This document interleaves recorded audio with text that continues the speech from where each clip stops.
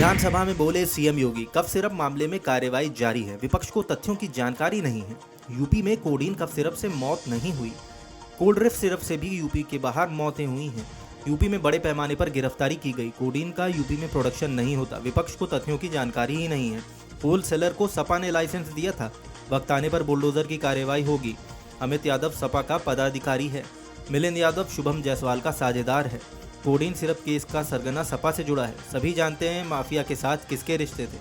2024 में अमित यादव दुबई गया था, शुभम जायसवाल के भी सपा नेताओं से संबंध थे। कफ सिरप मामले पर सीएम योगी का बड़ा बयान, समय आने पर बुलडोजर भी चलेगा। सीएम योगी ने कहा, कोई भी आरोपी छूटेगा नहीं, बुलडोजर एक्शन के वक्त चिल्लाना मत।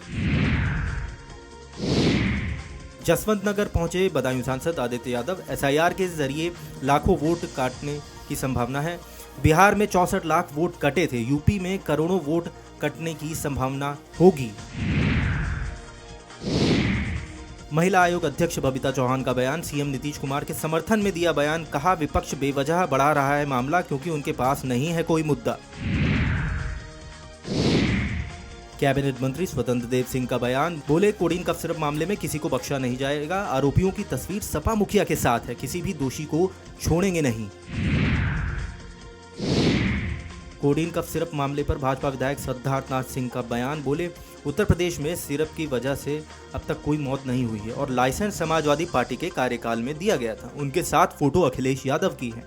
जब बुलडोजर चलेगा तब समाजवादी पार्टी के पेट में दर्द बढ़ जाएगा। बुलडोजर ऐसे लोगों पर चलना चाहिए और कानून के तहत चलना चाहिए।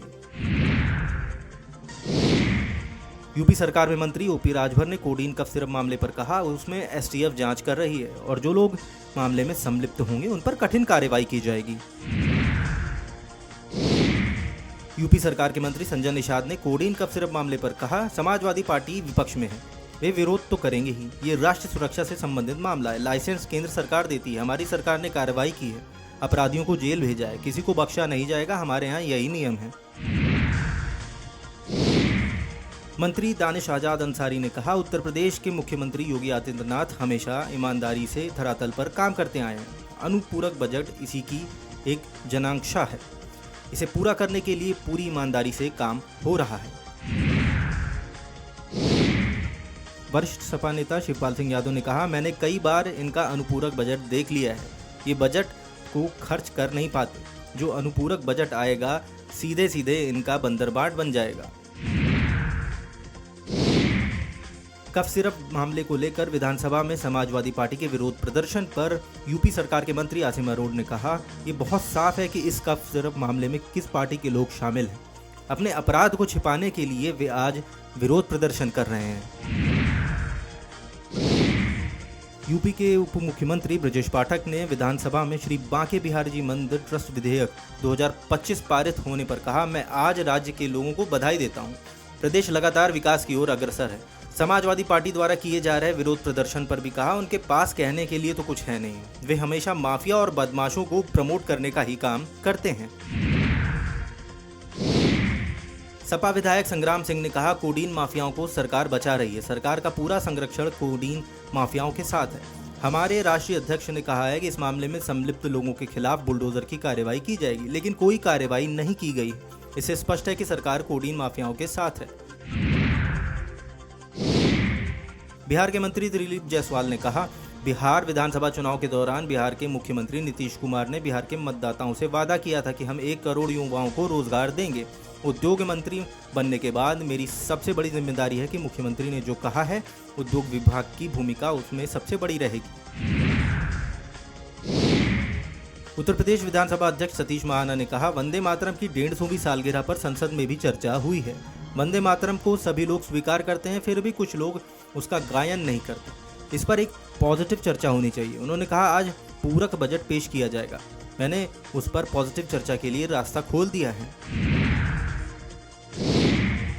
उत्तर प्रदेश विधानसभा में नेता प्रतिपक्ष और समाजवादी पार्टी नेता माता प्रसाद पांडे ने कहा, संविधान के अंतर्गत अनुपूरक बजट लाने को सरकार का अधिकार है। देखना होगा कि सरकार अनुपूरक बजट किस लिए ला रही है, इस पर बात होगी। यूपी के डिप्टी सीएम केशव प्रसाद मौर्य ने कहा, बजट उत्तर प्रदेश के विकास के लिए आवश्यक है। उत्तर प्रदेश भारत के साथ विकसित बने, उसके लिए आवश्यक है। उन्होंने आगे कहा, समाजवादी पार्टी मुद्दा विहीन पार्टी बन चुकी है। सपा सांसद राजीव राय ने वीबीजी रामजी बिल पर कहा, लोकतंत्र में आंकड़ों का खेल है।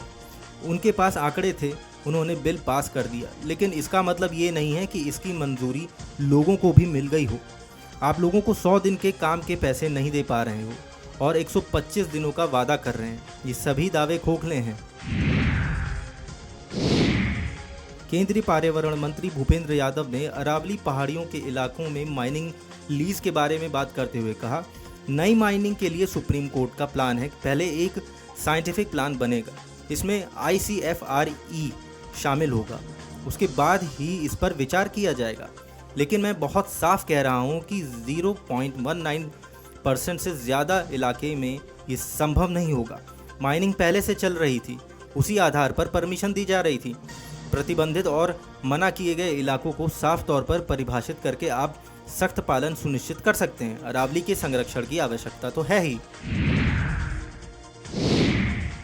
उत्तर प्रदेश सरकार के वित्त मंत्री सुरेश कुमार खन्ना ने अनुपूरक बजट पर कहा, अनुपूरक बजट हमारे विकास की गति को और तेज करेगा। खास तौर पर मूलभूत सुविधाओं पर विशेष रूप से ध्यान दिया गया है। सर्वांगीण विकास के लिए ये अनुपूरक बजट समर्पित है।